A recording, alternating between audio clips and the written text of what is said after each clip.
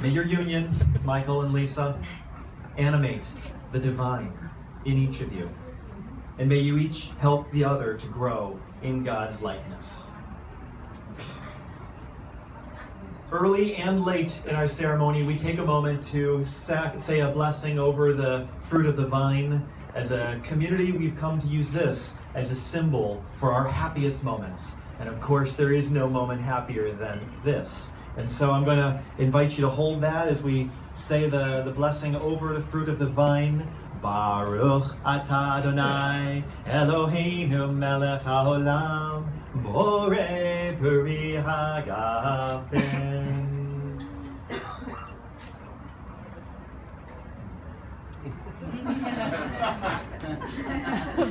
It passes muster.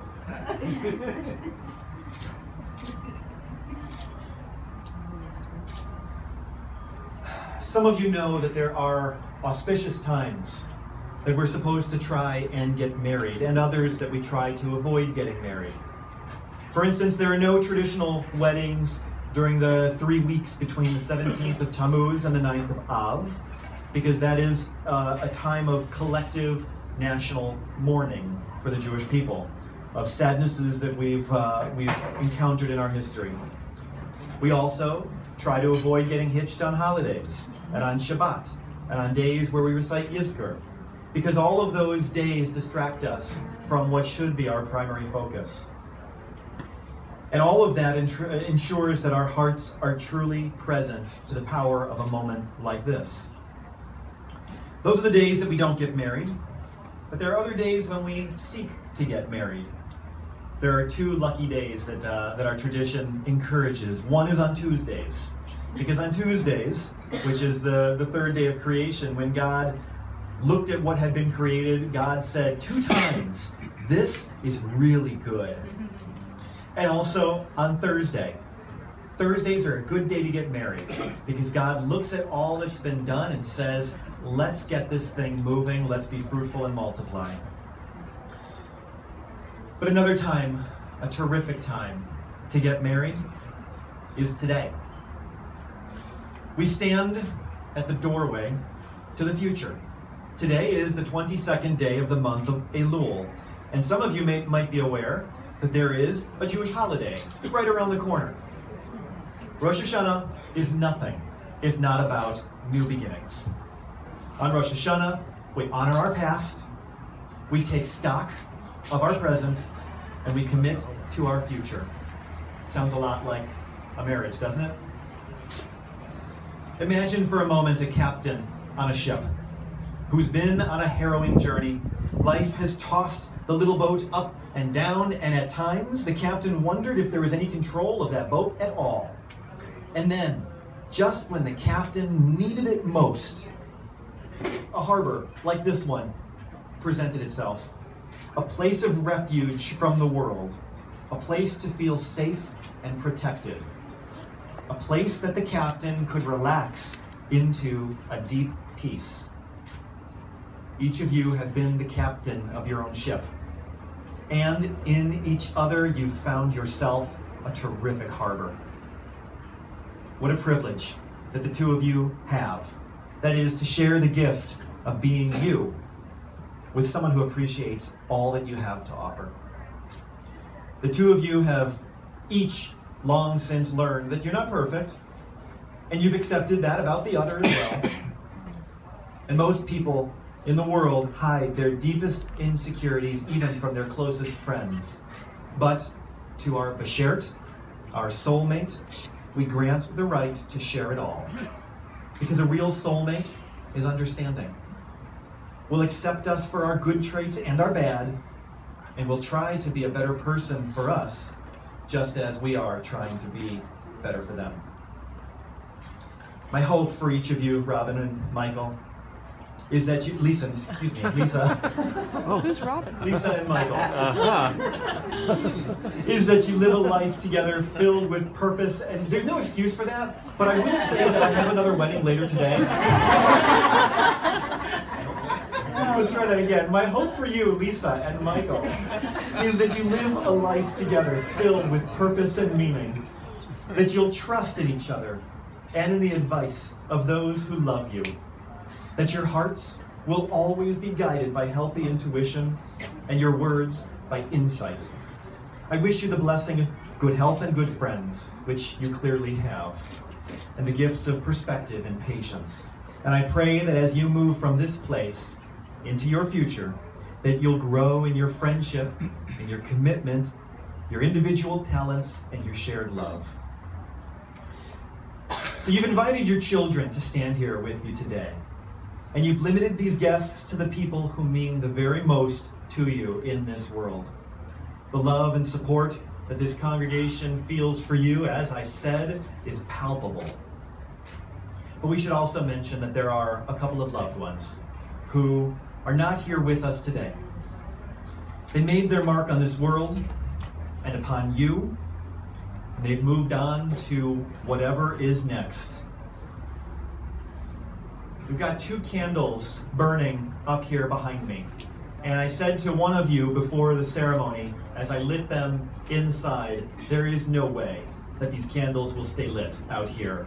With the sea breeze and the newness of the candle, I knew there was no possible way. And yet, there they burn, both of them. It should be a symbol to you that there burn the souls and the memories of your loved ones. Michael, your father, is newly gone. I can only imagine how much you would have liked for him to be standing here with you, to see today the completion that Lisa brings to your life.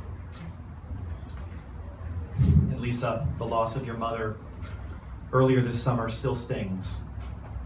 And we know how much you would have wanted her here in person. Each mother, every mother, would want for their little girl the kind of happiness that Michael brings you. And with tears in our eyes, we exchange rings using hers to bind her to this moment. The wedding ring is a visible sign of a spiritual bond which unites your 2 hearts in love. Just as the wedding band is endless, so too is the love that you 2 have for each other. For the remainder of this ceremony, you'll wear the rings on your index finger, because the mystics of our tradition taught that it is the shortest distance from one person to the heart of another. May these rings be blessed through your life with happiness, love, and peace, which they symbolize. May I have the rings, please? Oh, don't tap all your pockets as if you're wondering.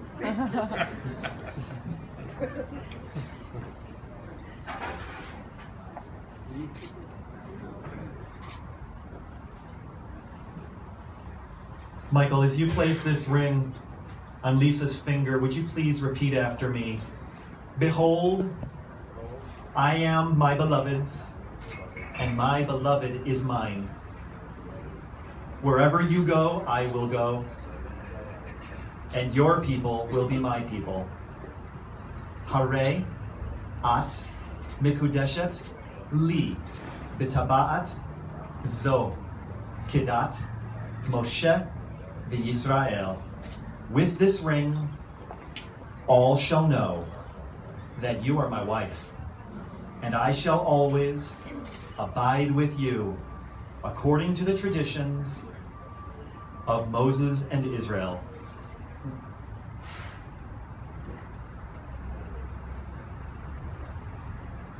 And Lisa, as you place this ring on Michael's finger, please repeat after me. Behold, I am my beloved's, and my beloved is mine.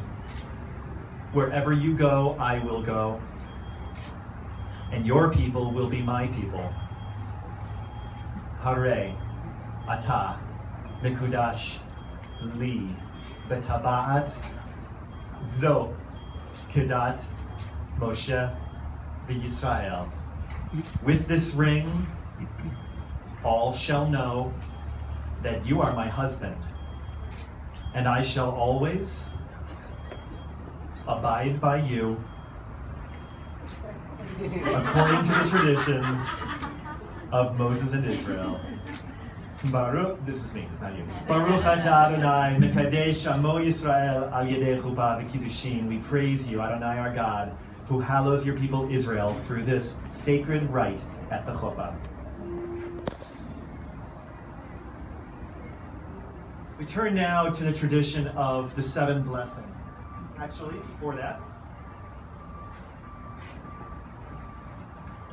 before the 7 blessings, I'm going to read the introduction to the ketubah, which has been signed by kosher witnesses who are going to stand by these signatures and attest to the fact that the wedding happened today. As I told Lisa and Michael beforehand, it's a very traditional format of a ketubah, which means that there's no place on here for the bride, nor the groom, nor the officiant to sign.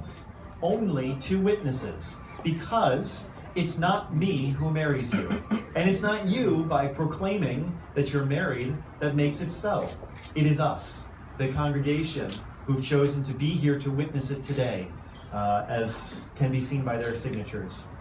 Be'achad b'Shabbat, on the first day of the week, b'shnayim ve'esrim yom, on the 22nd day, lechodesh Elul, of the month of Elul, Shnat chameshet alafim v'sheva ma'ot v'shivim v'shesh, in the year 5776, Livriat Ha'olam, according to the counting of years from the beginning of our creation. Leminyan sha'anu monin kan Greenwich, Connecticut. According to the counting in which we count here in Greenwich, Connecticut, America Hatzponit, in North America. Hechatan Avraham Michal Ben Yehuda V'Nami, said the groom, Michael Rosenberg, to the bride, Amar la lachada matrona, Leah bat Ruven Haleve V'Sara, to the bride, Lisa Ravden. And the terms of the contract are according to tradition, and it's signed with the words Hakol Sharir V'Kayim. Everything in here is according to tradition and established.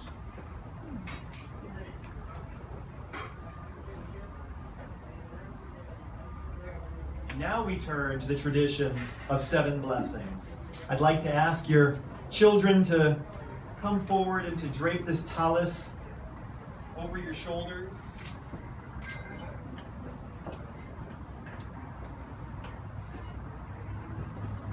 Maybe you just stay right where you are, because that is beautiful.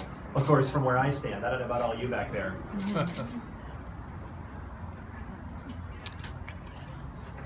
Two families joined as one. A tallis represents that, but there's so much more here that we can all see so obviously. The 7 blessings express our gratitude to God for the miracle of life in general, and the sanctity of married life in particular. In our tradition, 7 carries a special significance. It's a number of wholeness and holiness. It's the number of Shabbat, the 7th day, and therefore the number of peace. Baruch atah Adonai Eloheinu melech haolam borei peri hagafen. Blessed are you, Adonai our God, ruler of the universe, creator of the fruit of the vine. Baruch atah Adonai Eloheinu melech haolam shehakol bara lichvodo. Blessed are you, Adonai our God, ruler of the universe, who created all things for your glory. Baruch atah Adonai Eloheinu melech haolam yotzeh ha'adam. Blessed are you, Adonai our God, ruler of the universe, who fashions each person. Baruch atah Adonai Eloheinu melech haolam asher yatzar et ha'adam b'tzalmo b'tzelem demutav nito v'hitkin lo mimenu binyei ad ead. Baruch atah Adonai yotzer ha'adam. Blessed are you, Adonai our God, ruler of the universe, who created man and woman in your image, fashioning woman from man as his mate, that together they might create life. Praised are you, Adonai, creator of humanity. Sos tasis v'tagel ha'akara, v'kibutz baneha l'tocha b'simcha. Baruch atah Adonai, mesameach Tzion b'banecha.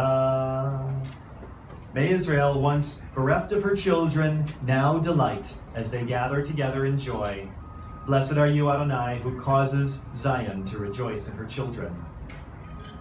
Sameach tesamach reim ha'ahuvim kesamechecha yitzircha began Eden mikedem.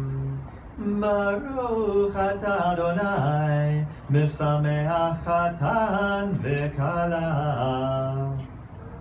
Grant perfect joy to these loving companions as you did for the first man and woman in the Garden of Eden in the days of old.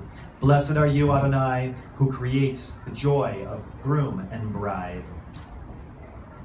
Baruch atah Adonai Eloheinu melech haolam, asher bara sason v'simcha chatan v'kala. Asher bara sason v'simcha chatan v'kala. Gila rina ditza v'chedva ahava v'achva shalom v'reut. Behera Adonai Eloheinu yishma be'arei Yehuda u'v'chutzot Yerushalayim. Kol sason v'kol simcha, kol chatan v'kol kala. Kol mitzhalot chatanim mechupatam u'ne'arim b'mishtei neginatam. Baruch atah Adonai mesameach chatan al hakala. Blessed are you, Adonai our God, ruler of the universe, who created joy and gladness and bride and groom and pleasure and song and delight and laughter and love and harmony, peace and companionship. Adonai our God, may there always be heard in the cities of Yehuda and the